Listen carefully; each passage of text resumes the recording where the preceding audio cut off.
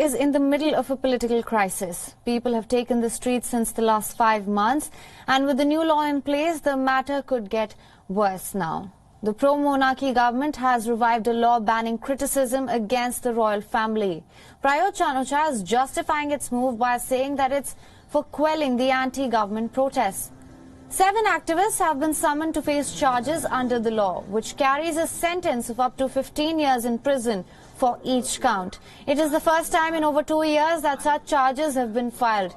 The arrest came a day before an anti-monarchy demonstration was planned. The protesters were scheduled to march to the royal's office to demand that the king give up personal control of the assets.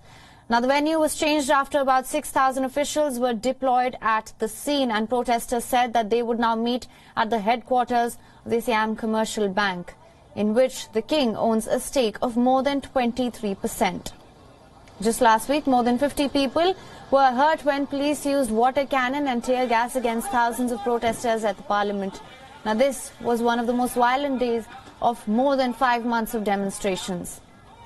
Now, back in July, youth and student-led protests began in Thailand. Since then, the demonstrators have had majorly 3 demands. One, the resignation of Prime Minister Prayut Chan-o-cha, who is a former army ruler, a new constitution, and a reformal change to the monarchy to sort curbs on its powers. Protesters are also challenging the king's decision to declare crown wealth as his personal property, which has made him by far the wealthiest person in Thailand.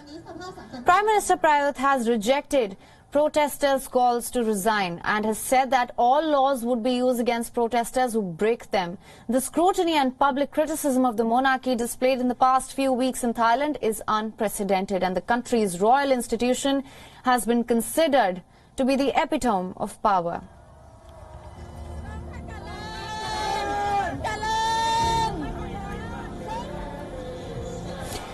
Now, for more on this, we are being joined by Phil Robertson, a Deputy Director at the Asia Division of Human Rights Watch. Thank you so much for joining us.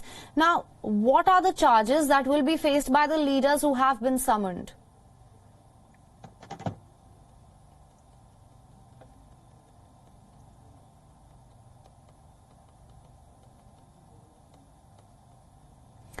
Phil, what I was asking you was, what are the charges that will be faced by the leaders who have been summoned? Well, okay, I mean, it's probably going to, well, we don't know yet. I mean, we have indications that they may use Article 112 of the Lèse Majesté law, but we're not sure yet. If they do that, then that's certainly an escalation in the situation. All right. Now, in line with that, why is the Lèse Majesté law the most feared law in Thailand, and what does its reintroduction mean for the pro-democracy protesters now? The Lèse Majesté law is a law that has been on the books for many years. It clearly does not comply with international human rights standards on freedom of expression, and it certainly is out of line with the International Covenant on Civil and Political Rights, which has been ratified by Thailand. This law is one which sets out that you cannot impugn or say bad things about the king, the queen, and the heir apparent. And it sets out that you can have as much as 15 years in prison for violations of that law. What we have seen recently over the past 3 years is that it has not been used. It has not been used in part because the palace requested that it not be used. And if this is changing now, then that is a very significant and worrying development. All right, Phil, thank you so much for joining us with all those details.